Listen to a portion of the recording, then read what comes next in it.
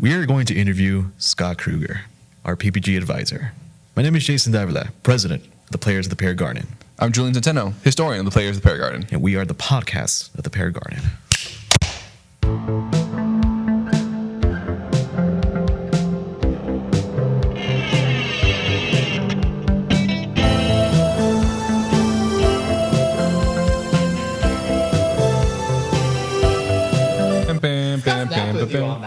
Yeah, you did. It was on time. That's even cooler. He has the privilege to do it.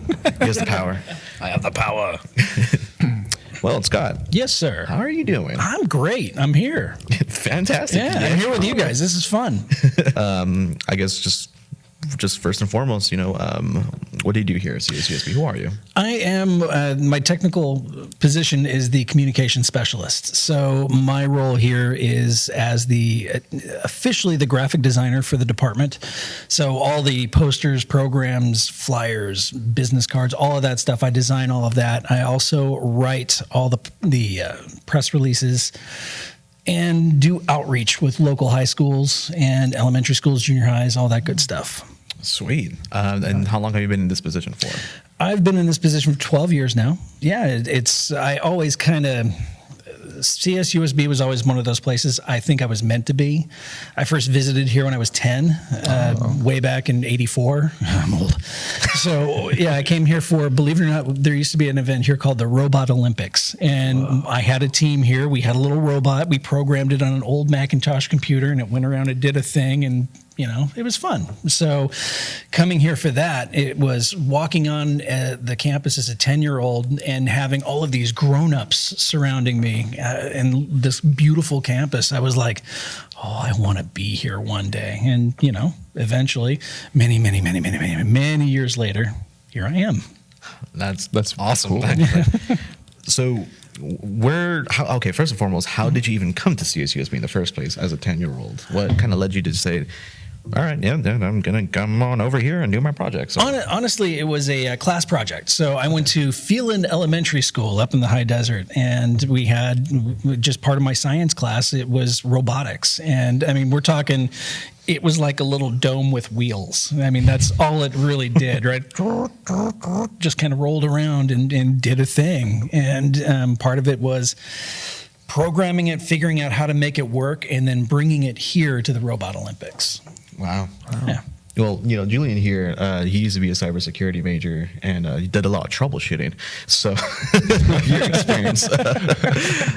with your experience overall, because it sounds like, okay, so you came into a world of technology, right?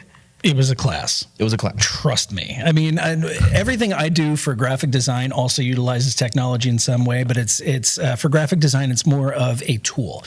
I know how to operate the tools, but it's having the insight and the technical know-how of what to look for. Like graphic design, it's more than just the tools. It's also, it's the theory behind it. It's so yeah. Technology though, I can hold my own, but I'm no longer, I mean, can you troubleshoot? I can absolutely troubleshoot, but I don't think I could troubleshoot a robot anymore.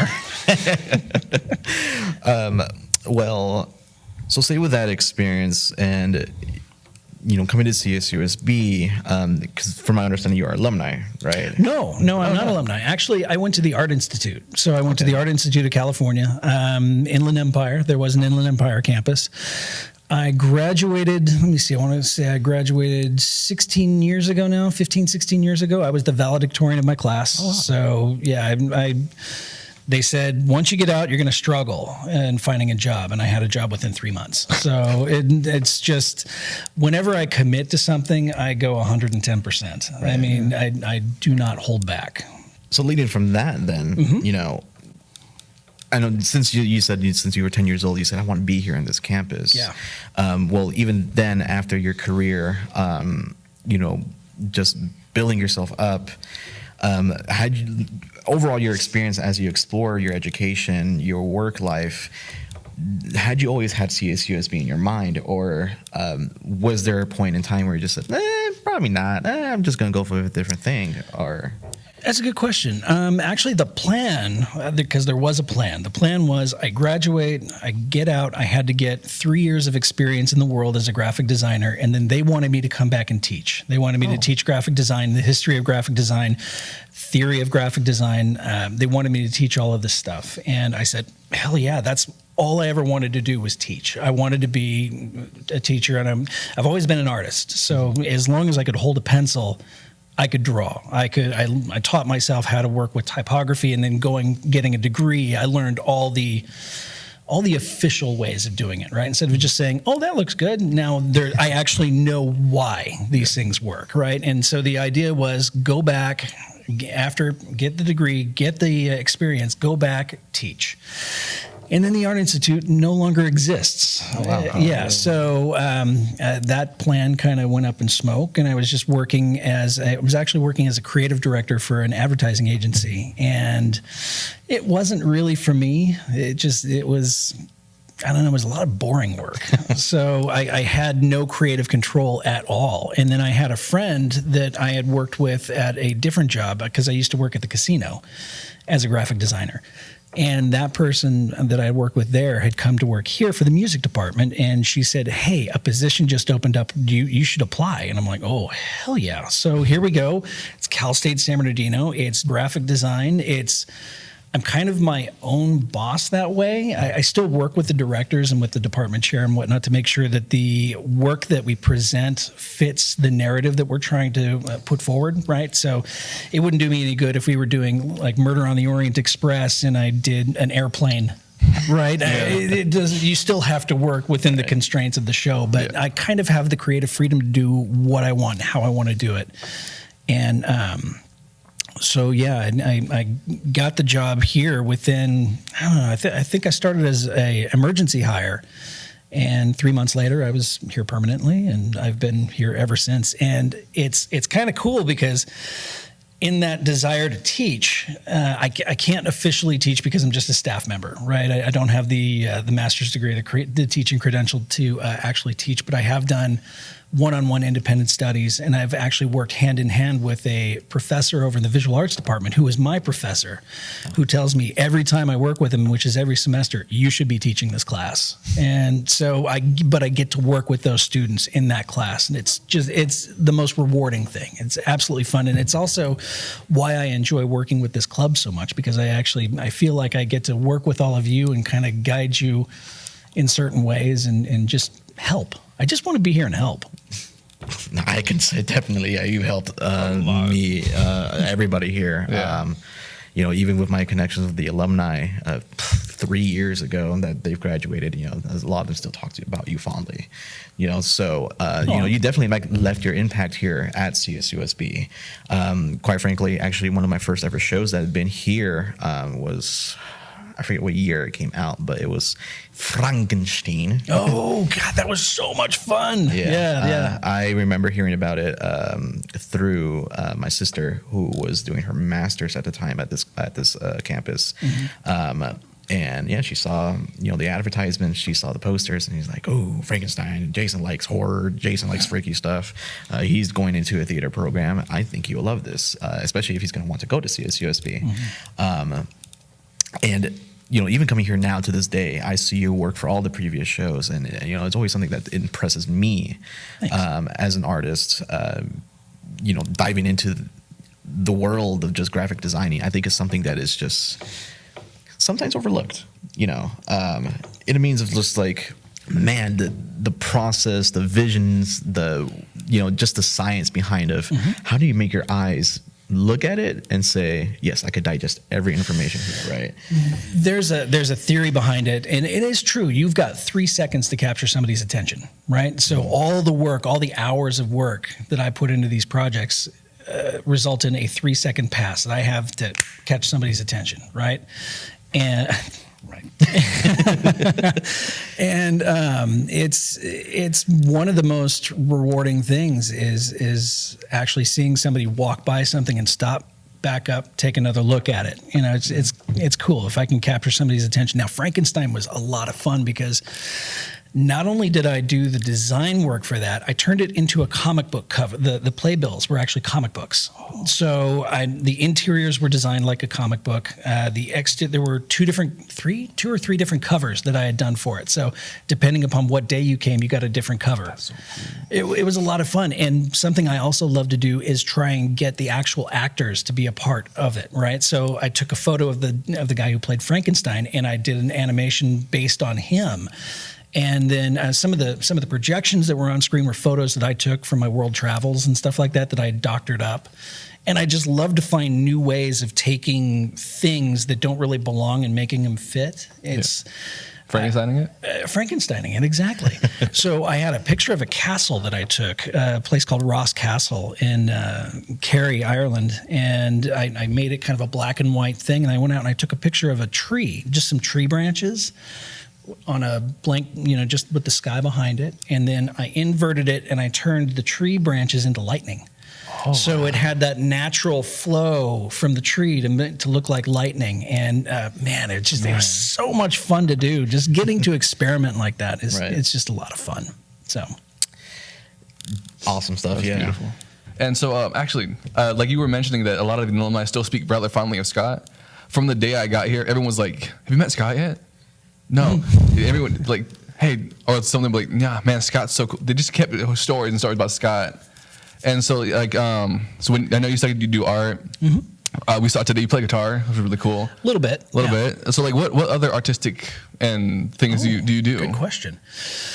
Artistic wise, so I do a lot of video editing. Thank you, Scott. Yes, thank you. You're welcome. I do a lot of video editing, including just different graphic styles on video editing and stuff, like adding special effects. What else do I do that's artistic? I draw. I've done a cover for a Star Wars comic once before. Oh. That was pretty cool. That was a lot of fun. Actually becoming a Disney approved and Lucasfilm approved artist was a pretty cool thing. That happened in 2020, right in the middle of lockdown. We're all stressing out. We don't know, what the next day is going to be like. And all of a sudden I get this commission. I'm like, are you freaking kidding me? And what comic? No pay. Yeah, what comic? It was actually Star Wars Adventures #1. It was exclusive to a comic shop, so It wasn't like worldwide. But they only made 1,000 of them, and I was hired to do it. I got to autograph a bunch of them. That's and so cool. I drew little drawings on a bunch of them and stuff. It was pretty cool. I was given the direction that I could draw any character I wanted, but not Luke Skywalker. I'm like, okay. And they said, but we'd really like it if you drew Rey. Okay. So I drew Rey, and Darth Vader's behind her as kind of like it's like a shadow over her. And because there was a story in it about Darth Vader and a story about Rey. So it was pretty cool. It was pretty cool to do that. But I've been drawing ever since I could hold a pencil. Yeah. Like my grandmother taught me how to draw. Oh. And But other things that I do, I'm a podcaster. I don't know if you know this, but really, I've been podcasting for about 12 years now, and I started off with a group called the Nerds with Attitude, and then I had a music show called Nerd Tunes, where me and my buddy Kevin would break down music. We would just talk about different music genres, and we'd make little lists of it. Our top 5 female singers, our top 5 heavy metal songs, our top whatever. It was just kind of fun to do. And then I've been working with the Sarlacc Digest now for 7 years, and that's been a lot of fun. So yeah. Okay. And so what has been your favorite poster that you've actually done for this show? Oh, for just any show? Or actually, just in general. Favorite poster in general. I will say that it is probably, thinking back. So we did a show called Picnic. It was actually directed by Terry Donovan Smith, and it was. I made it look like an old photograph and I used a couple of the actors from the show and put a lot of mood into it. And it looks like a photograph that's old and torn and sitting on top of a workbench. And it just, the way the typography worked with it and the colors and stuff, it was a really good vibe. And I know we kind of technically asked you this in the last question, but what would your favorite artwork in general? So you do graphic design. Yeah. And then there's also, you just happen to be an artist as well, right? Mm-hmm.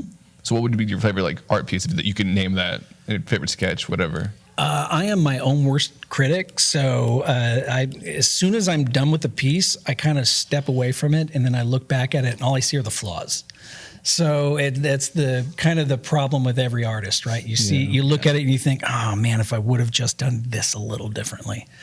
And as far as like a graphic design piece, I would say probably that.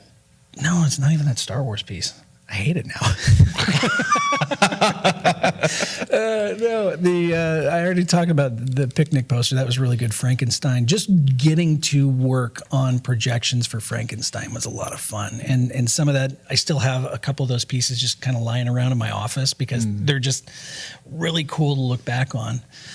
And otherwise, a lot of the stuff that I've got that I've done that I do still like, nobody's really seen. They're just kind of in sketchbooks at home. Yeah. So with that career path, since you've been doing this for a good while now, and you had opportunities to explore, with different companies and collaborating with different areas. If comes an opportunity to say you could graphic design, create a poster, or work in a studio that involves with different films, because you've done a lot with theater and your podcasts. Is this a career choice essentially that you wish to pursue in general, like say, I don't know, like in Hollywood, right? It's a good question. Yes, for the exposure, because I like it whenever people see the stuff and go, oh, that's really cool. As a matter of fact, going back to your question really quick, Julian, one of the things I really liked was that kind of the punk rock vibe poster that I have right now from last year's. I got to do something that was a little bit different, right? I'm like, okay, I've done this, and I've done this a lot over and over again. Let's really push the boundaries, and let's make something completely different, and let's go back to a 1970s punk rock vibe. And that was a lot of fun to do, especially I love working with photos of all of you, right? So if you're on stage, I'm always looking at those photos to see, oh, that'd look really good on a poster. Oh, that'd look really good on a brochure, something like that, right? It's like the high school theater festival's coming up, and the cover I use, it's a picture of Noah in the role of the king, right, singing, and I'm like, okay, that's gonna be the poster or the cover for high school theater festival, right? Come here, learn how to do a thing, and then go on stage and do it, right? So to answer your question, I'm jumping all over the place. I do that. I talk a lot, so I apologize. We love it. We're on a podcast. But so the exposure of it going to Hollywood, that would be really cool and all that. But I really feel like my calling is more in an instructional role. I feel like I belong here. I feel like I belong working with students. I want to take what I've learned and all the things that I love about graphic design and try to pass that knowledge on. I don't have kids, so to me, all of you are my kids, and I like to share that knowledge with you. So it sounds really cheesy whenever I say it like that, but honestly, it's truly how I feel. I like to just share whatever knowledge I can possibly pass on. And I mean, I think you kind of already answered this question for me, but I was also going to lead off with, you say that you want to be like, it's fun to be kind of like your own director, your own creative director. Yeah. Have you ever had ideas where you actually wanted to tell your own stories, your own original work, either like through a comic book series, either through like a different storytelling, or even just a photo series? Have you ever had that type of idea as well? Yeah. I went through a phase in my life in my 20s where I wanted to write comic books. I didn't want to draw them. I just wanted to write comic books because I thought I had a lot of really interesting ideas in my head. So I actually joined an old fan fiction website back in the days of fan fiction. I guess it was a message board, really. And it was from DC Comics. So I love DC Comics. Green Lantern is my favorite superhero of all time. I love Green Lantern, not the movie. Not the movie. Sorry, Ryan Reynolds. That movie sucked. But that's my favorite superhero. And the direction the comic was going was like, I kind of lost a little bit of flavor. And I was like, I want to do this. So I started writing my own stories. And we got kind of popular in a way. That website got kind of popular, and we were starting to get a lot of fan feedback and stuff. It was a lot of fun. But then I started noticing that a lot of our ideas started popping up in the actual comic books, and we didn't own the properties. We were just kind of writing fun stories based on those. And I'm like, I'm out. I'm out, because not only was I starting to see some of those ideas pop up in those comic books, but they were better, and I was like, oh man. But so yeah, there was that, and then I just love photography. I love taking used to be a DSLR camera. I'd go out and get all hunkered down and focus in and make sure that the depth of field was right and that everything was just right. And I'm thinking to myself, okay, if I take this photo, I leave enough space over here on the right, I can put some typography on that, and I could really kind of do a graphic design thing with it.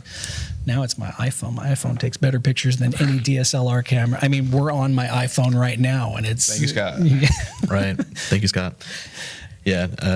Technology. It's crazy. It is crazy. I hope that answers your question. Oh, yeah, absolutely. Thank you. Previous life, after graduation, I went to work for Aetna Health Plans. I actually worked in insurance. Oh. And from Aetna Health Plans, whenever I was there, people would be like, we need a flyer. Could you put together a flyer for us? We know that you're an artist. Okay, sure. And from there, I went to work for a company called Caremark, which was a pharmacy, and I was a billing, and I actually used algebra every day. It was wild. It was one of those rare jobs where you actually use math. And I was really good at it. I was training people, but I was miserable. And people would come up to me, hey, could you design a flyer for us? We know you're an artist. I'm like, sure. Okay. More graphic design. I didn't know it was graphic design, because I just didn't know. I'll circle back to that. And then from there, I went to work for a place called Nurse Finders as a human resources specialist for nursing. And I ran that office, so I was always trying to recruit new nurses and stuff. So I'd be like, well, I guess I got to put a flyer together. And I just had a really bad day once. And I'm like, I have to look for something else. I've got to look for an art school. I want to go to art school. I want to go to art college. Where's an art college? And I look at art school in San Bernardino, California. And it popped up. The Art Institute of Inland Empire opened up the semester before. So I was part of the second enrolling group there. Oh, wow. I went in, I had a 3-year plan. I told my wife, I said, I'm going to quit my job. I'm going to go work at Lowe's. I'm going to sell refrigerators. And while I'm at the desk selling refrigerators, I'm going to work on my graphic design degree. And she's like, okay, do it. 3 years, I graduated. I was #1 in class, got the valedictorian, sir. I had to stand up in front of people and give a speech. That was terrifying. And then it was the 3-month period between that graduation to, getting the job at San Manuel. And that 3-month period, I was like, why does nobody like me? Why is nobody hiring me? I'm so sad. But I got the job, and I was the only new grad they ever hired. And I went in there, and there's this thing called the Addy Awards. It's for the American Advertising Federation. And San Manuel always put their stuff in for an Addy Award. And so I was working there about 6 months, and we were going to the Addy Awards. What they didn't know was that I had put my own stuff in the Addy Awards too. And I'm sitting at the table, and we're all gathered around, and it's the best whatever logo, and I won. I won a gold. So I'm like, okay, and everybody at the table just kind of turns and looks at me, and I'm like, what? Get up, and I go get my little statue, and I go sit down. They're like, what the hell? And I'm like, it's my stuff. But what I didn't realize, though, is I've been an artist, like I said, multiple times, but I was graphic designing actually since 1990. I was in high school. It was my junior year in high school. I had joined the newspaper, the school newspaper, Hesperia Scorpions, The Sting. So I joined the newspaper. And I was recruited to draw the comic and to take photos. So I was a photographer and a comic artist. And I had my little superhero that I created, and Scorpion Man. Yeah, of course. So I did that. And then the teacher at the time, Mr. Byerly, he was actually a graduate of this program many years ago. He was on stage. He was actually, before it was the Barnes, he was in Chaparral Hall, actually, as one of our actors. Yeah. So full circle. Full circle. So he said, you know what? You've got a really good eye. I want you to become my layout editor. I'm like, okay. So it was learning how to take columns of physical type, put it down, paste it onto a board, take these little black stripes and put them down to break up the columns and type big massed headlines. And it was my job to fill the page and to make it flow and make sense. And I'm like, sure, I'll be the layout editor. That's great. So I did that for 2 years. And then on graduation, he walks up and he hands me a gift. And I'm like, what's this? And he goes, open it whenever you get home. I'm like, okay. So I get home, I open it. It was the Freelancer's Guide to Being a Graphic Designer. And I was like, oh, okay, cool. Set it aside and never looked at it again. But it just goes to show your teachers sometimes know you better than you know yourself, right? It's, 20 years later, I had a degree in graphic design, and I'm doing what he actually thought that I should have been doing from the beginning. Yeah. It's pretty cool. That is pretty freaking cool. Pretty wild, yeah. Yeah. Honestly, just a segue from here, I talk to a lot of students that visit campus, whether they're in middle school, high school. Best tour guide on campus. That he is. Come to the campus tours department. I'm going to give you a tour. But yeah, I've given tours to middle schoolers, high schoolers. There was a time I even did it to elementary kids and prospecting transfer students. And one of my favorite segues to kind of just lead off with my tours is the alumni factor here. Well, not just alumni factor, but rather just the connection factor, right? You hear a lot with different colleges saying like, well, you don't go just for the education. It's all about making the connections of everybody. And, it's a little bit of a cliche thing to say, but honestly, it is the absolute truth. 100%. We first started out here, our first ever class to ever exist in CSUSB was in 1967. 67. Yeah. And of that class, the first students that came, one of those students still teaches here as a professor, right? Almost, I think about like half the faculty and staff that have met on this campus, because I've been to almost every college because of the tour aspect, have been alumni to this campus. My sister, even though I was born in North Hollywood and raised in LA Valley area, she came here for her undergrad, and she would bring me here since I was 6 years old, just roaming around here, right? And my dad said, screw it, we're going to move out over here, and here I am. Yeah. Well, it's like our prop master, Sarah Fliss, who, paints the sets, builds the props. She's a graduate of the program. Eric Moles, our technical director, he's a graduate of the program. I mean, it's... Come here. It's the old tagline for CSUSB was "Come here, go anywhere," but it's more like "Come here, stay here" because we like it. Right? Yeah, honestly, it's true. And also, what you said is very true. It's a lot about who you know and the connections you make. Because yes, I graduated from the Art Institute and I went to work at San Manuel, but it was not only knowing how to speak to people and how to interview. It was also one of my professors at the Art Institute said, hey, you're going to be interviewing with this person. This is his favorite subject. Maybe lead into that. I'm like, okay, I can lean into that. Sure.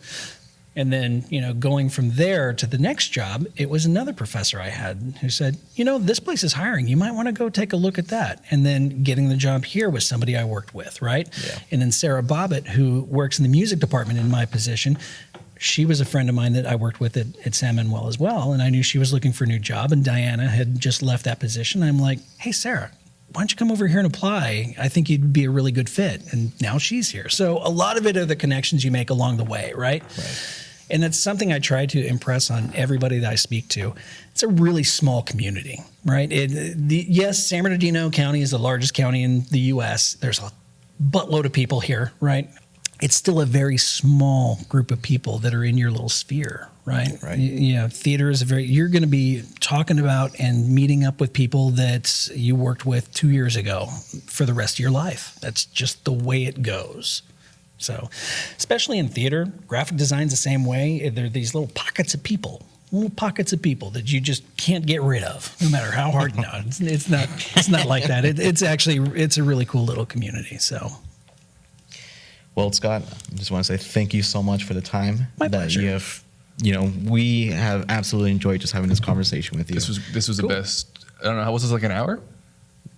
I don't know. I don't know. It felt like 5 minutes, but I'm pretty sure it's longer. This half alone has been 22 minutes. Wow. Wow. All right. That was quick. Well, yeah, again, Scott, thank you so much for the time. Anytime. With that being said, folks, please like, subscribe, and stay tuned for the further episodes of the podcast of the Pear Garden. Have a good rest of your day.